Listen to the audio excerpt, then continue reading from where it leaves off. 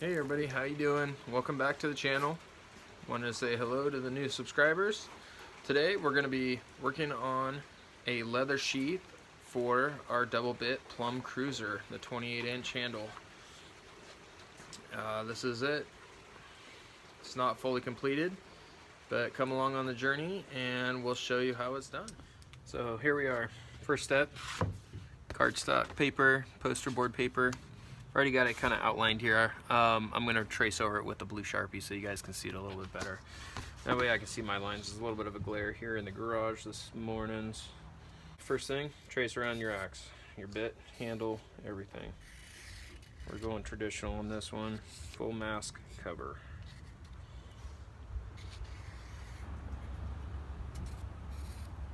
Slide it over 1/4 inch over your outline there. And this is for your extra material for your stitching, rivets, whatever you choose to use. I'm going to stitch this one. Same goes for the right side of the bit, 1/4 inch overlap. Continue it on. Then you're going to drop the axe down about 3/8 of an inch, and you're going to drop that. You're going to fill that in. There we go.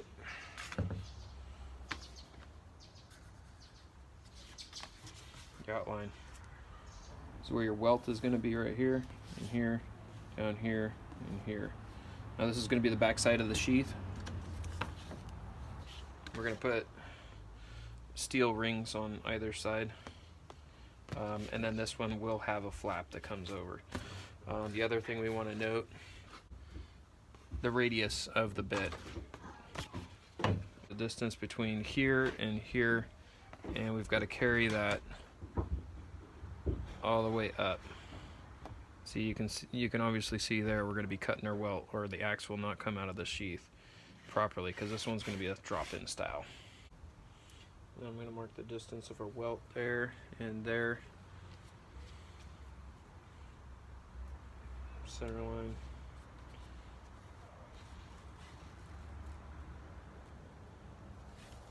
So we're going to put a dot there and a dot there and a dot here and a dot there. Go to that widest distance. We're just going to go straight up with it from there.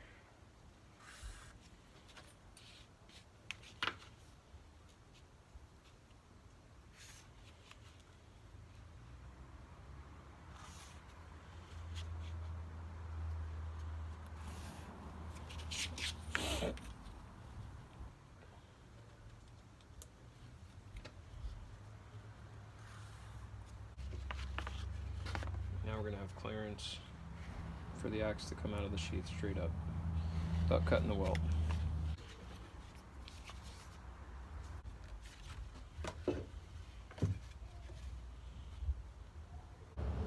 the axe all the way up, make sure it's pretty square. We're within our lines. And we're going to make a reference dot there, and we're going to make a reference dot there. And we're going to do one here. I'm going to go with the highest one on that fold. And I'm probably going to go up just maybe a 1/16 of an inch because the leather is thicker than the paper, so I'm just kind of compensating for that material gain. And we've got fold number 1, which is there. We got fold number 2, which is going to come over like that.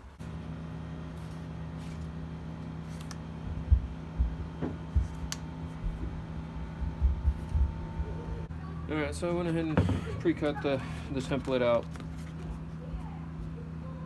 and that's what it looks like. I don't like it square. I think we're going to round those off.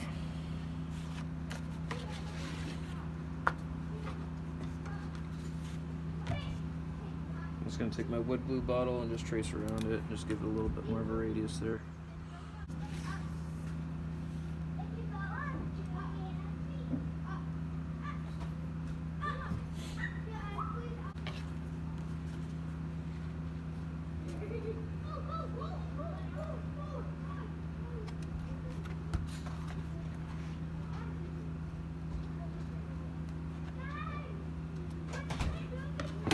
Okay, once you get to a certain point where you're satisfied with your paper template, your axe seems to be functioning properly, in and out of there with no restrictions on cutting the welt or hitting a rivet or anything like that. You got your flap all in order. Once we get it traced onto the leather, I'm gonna actually cut this paper and use this portion and this portion for the actual welt. So the paper template serves about two different purposes there. So if your work table or your workbench is not as clean, like mine here, saturated in bar oil, diesel, whatever, it's got all kinds of junk all over it, you're going to want to go ahead and cover that right now. We're going to be laying leather down. We don't want any potential stains on our cowhide. This tape is not even wanting to stick real well. It's probably a little bit of moisture. So this is what we're dealing with, guys. I'm gonna say about 7 ounce. This stuff works really well if you're into stamping or lettering or carving leather. You can get super creative. It's called the veggie tan. I'm not gonna want to use this portion of it right here. There's a bunch of grain that's super funky. I don't know if you guys can see that, but I do not want that in my sheath. You can see some imperfections. We're gonna try to avoid that. Some more imperfections here and here. Do not want that. I notice it's got thin spots around the edges as well where they originally cut it. So we're gonna be shooting for this top area here. Also, I'm gonna want the smooth side facing out. So I always take my templates and I trace them on the back side. Always, always, always. Never on the front side. So you're gonna lay that out. You're gonna trace it. I prefer ink ballpoint pen just for accuracy. I don't use a Sharpie on this at all.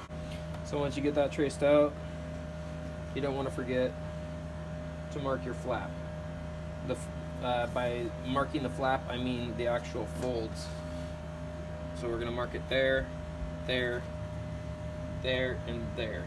That way you have a reference to where that fold is gonna be. So all I use, guys, is just a really sharp utility knife with a new blade.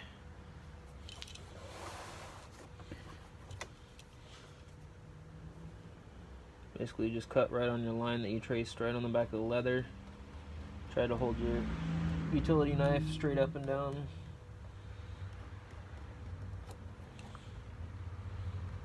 And the new blade is really, really handy. Makes it nice.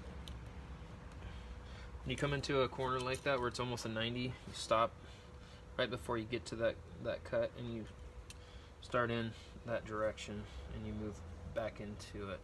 What we're gonna do now, we're gonna remove this.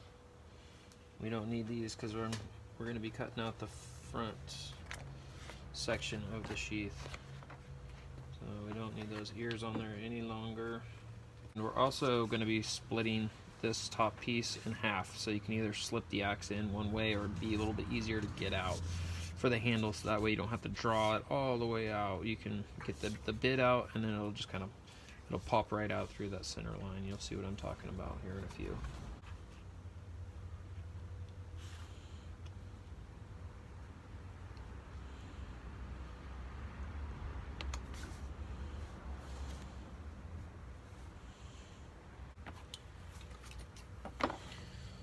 Cutting the front of the sheath out. Use a straight edge for this section right here. Straight, clean line.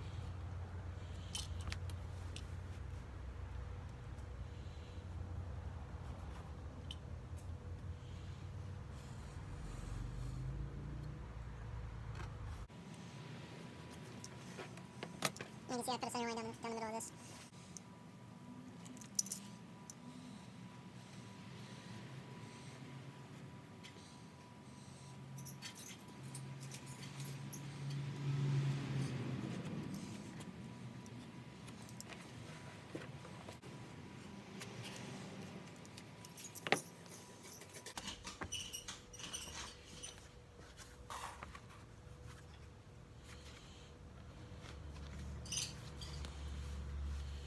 There we go, starting to take form.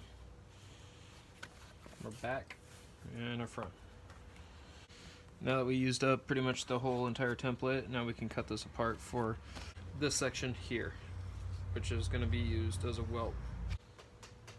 Okay, now we got the faceplate, we got the welts cut out, and now we're going to trace them onto our backing. I got them labeled left and right because they are slightly different.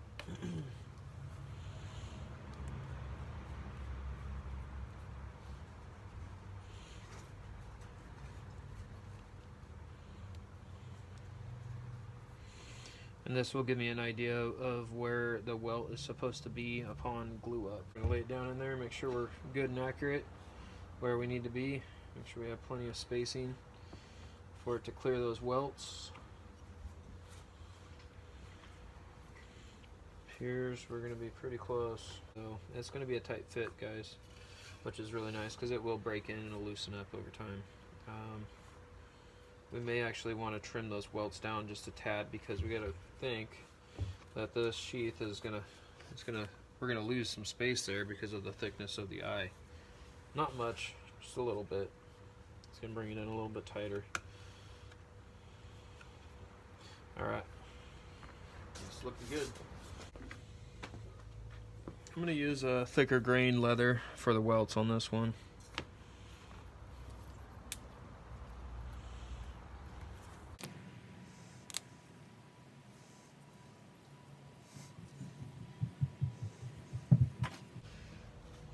Got our welts cut out here. Picked out some hardware. 2 of these matte black buckles, and then we got 2 of these D-rings, 1/2 inch.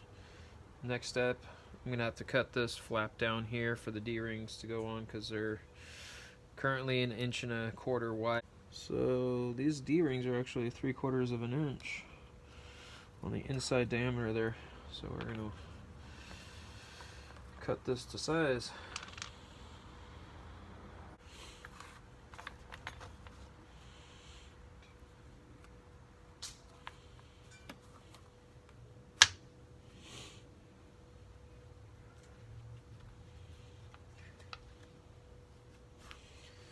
Oh yeah, that's gonna look slick.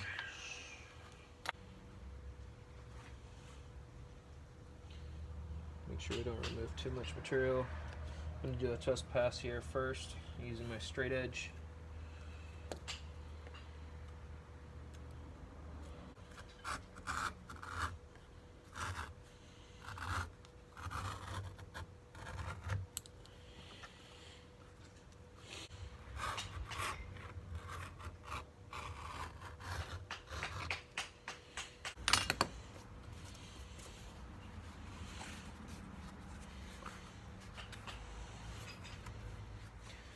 I'm just gonna fold over real nice.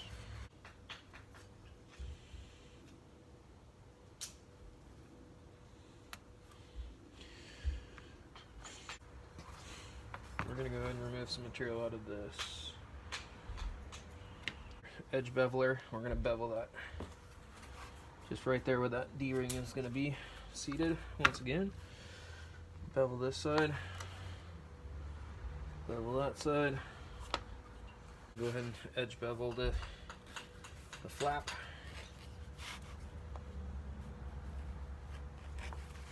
On the underside, not the top side yet. We will do the top side eventually. Just not right this sec. And then you're gonna stop at your bottom line there. We don't need to edge that. So we want it nice and straight and as much of a 90 as we can, as the welt's gonna be glued on there.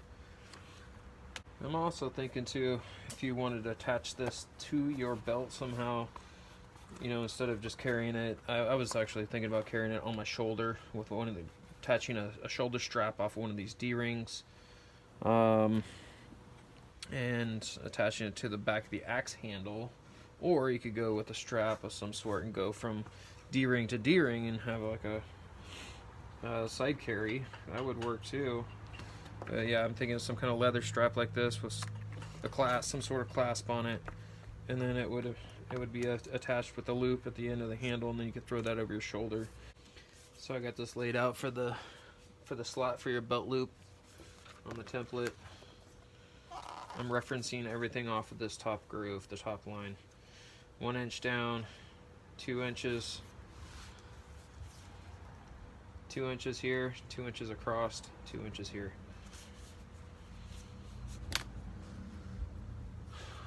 Take an ice pick. I'm going to mark those right there in the corners.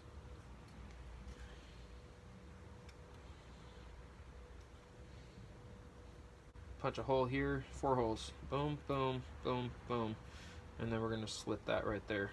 So you should be able to run your 1.5 inch belt through there, no problem.